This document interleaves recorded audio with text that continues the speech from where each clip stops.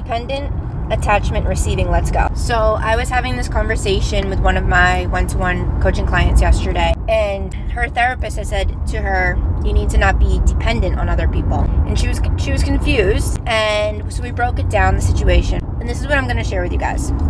If we are dependent on other people, when we are triggered, when we are activated, when we are in a very emotional state, that means that we're ultimately giving our power to someone else to try and fix our emotional state or to agree with our emotional state. So that is coming from a state of anxious attachment. And there's nothing wrong with that until we have the awareness, oh, that's what we're doing. Because the majority of us do not have the tools to resource ourselves when we are in activated high emotional states. And when we are in receivership, so this is going to be interesting, that means that you are learning to resource yourself, learning to regulate yourself, right? Because now you're aware of your dysregulated state, your high emotional state, your triggered state. And you're like, okay, what do I need right now? Okay, so you're starting to receive you. You're getting your power back, right? And then another resource is find somebody that is a safe space, okay? Because we cannot repair wounding by expressing our wounding to the people that wounded us without them getting triggered if they don't actually have the emotional intelligence or capacity to understand what the fuck you're saying.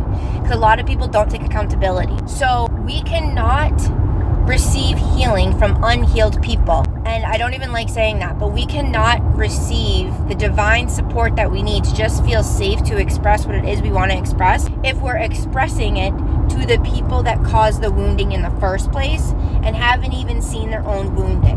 When we are dependent on those people, because they've been the only people in our life that we've shared and expressed ourselves to, but every time we express ourselves to and then they cause more wounding, they make us contract, those are not the people that I am talking about that you resource from. So receiving is finding those people that are safe, non-judgmental spaces that are not going to critique you, not going to try and change you, but they're going to be there for your experience, okay? What your experience. Because the majority of times when we just have a safe space that's not trying to fix it or save us, the clarity comes in and we realize like why we're actually triggered, and then we can actually pull our power back because we're connecting to our parts and we're letting our body and our parts know, oh my God, someone is listening, right? Someone is witnessing us.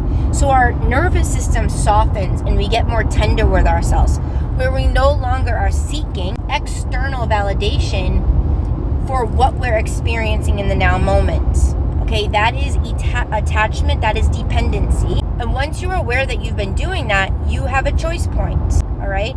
And that's why getting a coach or a mentor is so important, one that knows the somatics and how the nervous system works, because it is really hard, I'm going to say it again, to come out of your wounded expression if you're still expressing to the people that are in their own wounding and cannot see that they've brought some wounding onto you. Still not victim, all right? But if the person cannot be open enough to have enough safe space without giving their own judgment or critiquing or fixing you, those are not the people that are going to help you receive your power, so you are no longer dependent on other people when you're feeling something, all right?